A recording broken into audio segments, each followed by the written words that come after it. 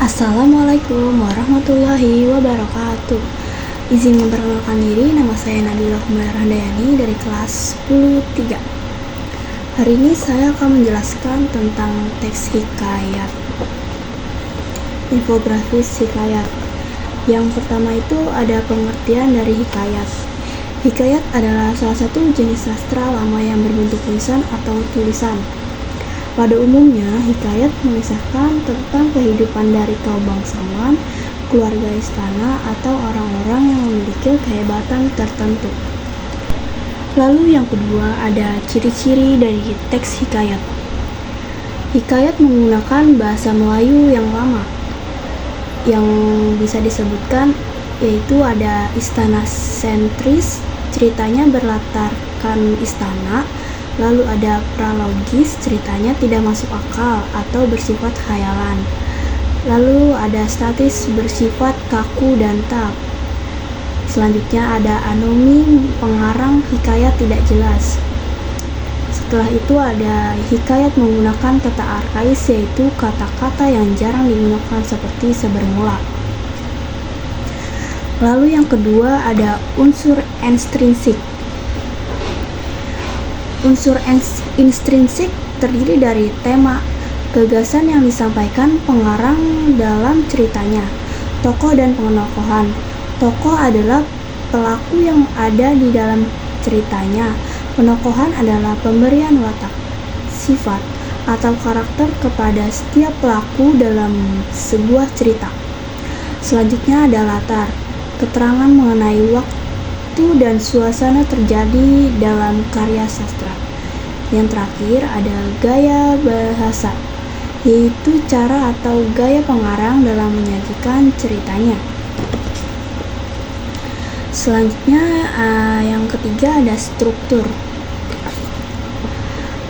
Struktur terdiri dari abstrak, yaitu ringkasan ataupun inti dari cerita yang akan dikembangkan menjadi rangkaian-rangkaian peristiwa, atau bisa juga berupa gambaran awal cerita abstrak bersifat opsional atau tidak harus ada. Lalu yang kedua ada orientasi.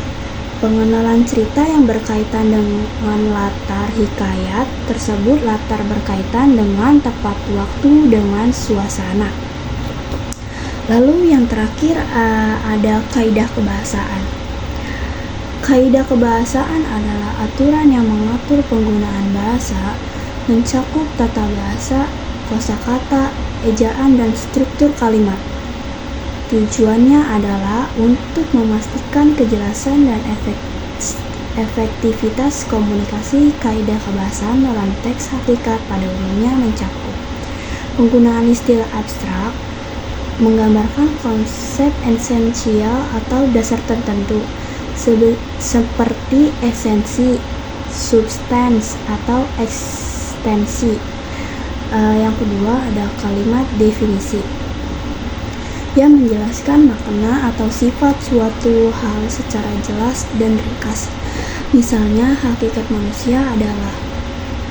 Lalu yang ketiga ada verba relasional, yang menghubungkan antara subjek dengan predikat, yang menjelaskan ciri atau sifat seperti kata kerja, adalah, merupakan, atau terdiri dari. Lalu yang keempat ada Lalu yang ketiga ada rasional, menghubungkan antara subjek dengan predikat yang menjelaskan ciri atau sifat, seperti kata kerja. Lalu yang keempat ada bahasa objektif dan formal, menghindari subjektivitas menggunakan bahasa baku dan ilmiah. Yang kelima ada kata hubung, kausalitas, menunjukkan.